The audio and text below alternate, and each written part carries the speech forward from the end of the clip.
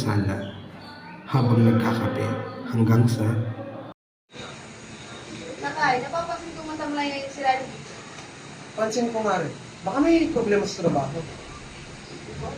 napansin ng mga magulang ang pagbabago sa kilos ng kanilang panganay na anak. Eh, parang ano ko lang? Oo nga, parang ano lagi ko iniisip ko. Kasi ako sa trabaho. Anak, narinig namin yung nangyari sa'yo.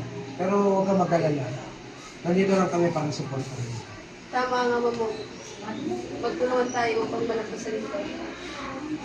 Kuya, pwede kitang tulungan maghanap ng trabaho sa online. Yun pala eh. Ipinakita ng pamilya ang kanilang suporta kay Randy. Bakit kailangan natin magtipid habang naghahanap ng trabaho si Nanti? Oo, kaya tinubukas kasi hindi naman kinakailangan. Ay kuya, meron mong kumpanya. Naghahanap ng empleyado. Oo nga kuya, ito naman mag-apply online. Tutulungan ka natin sa paggawa ng resume. Maraming salamat sa inyo. Maraming tulong ito. Tulungan ng magkakapatid upang makahanap ng bagong oportunidad si Randy.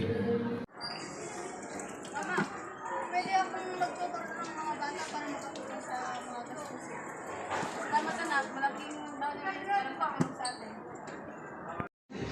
Nagpakita ng malasakit si Princess sa kalagayan ng pamilya. Nay, tay, may maganda akong balita. May trabaho na ako. Napakagandang balita, anak. Alam naman namin na kaya mo yun eh. Congrats, kuya. Tara, mag-celebrate tayo. Sa pamamagitan ng pagtutulungan at pagmamahalan, nalampasan ng pamilya ang pagsubok. Ang pagkakaisa at suporta ng bawat miyembro ng pamilya ang susi sa pagharap sa mga hamon ng buhay.